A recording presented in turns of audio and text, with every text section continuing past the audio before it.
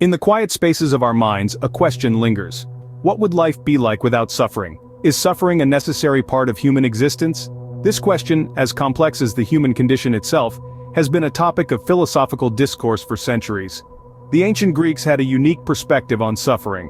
Stoic philosophers like Epictetus believed that suffering is a part of life, and it is our response to it that determines our character.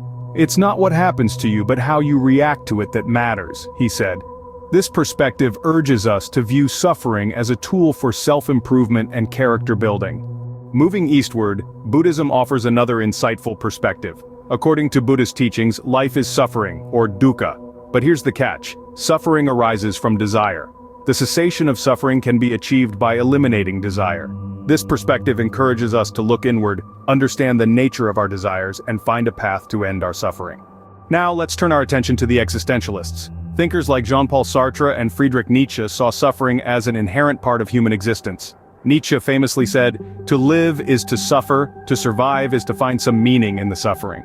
For existentialists, suffering is not just inevitable, it's necessary to give life meaning and purpose.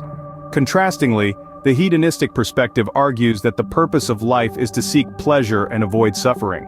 This perspective encourages us to maximize pleasure and minimize pain in our lives. However, it's important to remember that hedonism doesn't deny the existence of suffering, but rather seeks ways to navigate around it. So, is suffering necessary?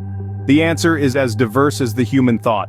The Stoics see it as a character-building tool, Buddhism views it as a product of desire, existentialists believe it gives life meaning, and hedonists seek to avoid it in the pursuit of pleasure. In the end, the question remains complex and multifaceted, just like the human experience. It's not about finding a definitive answer, but about understanding different perspectives and applying them to our own lives. Suffering in all its forms shapes us, molds us, and makes us human. It's a part of our narrative, a chapter in our story.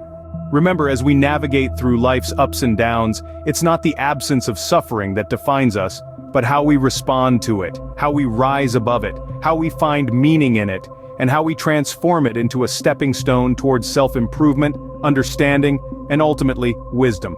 So the next time you find yourself in the throes of suffering, remember these perspectives. They may not eliminate your pain, but they can offer a new way to understand and navigate it. Because, in the grand scheme of things, suffering is not just about enduring, it's about evolving. And with that, we circle back to the beginning. What would life be like without suffering? That, dear listener, is a question only you can answer.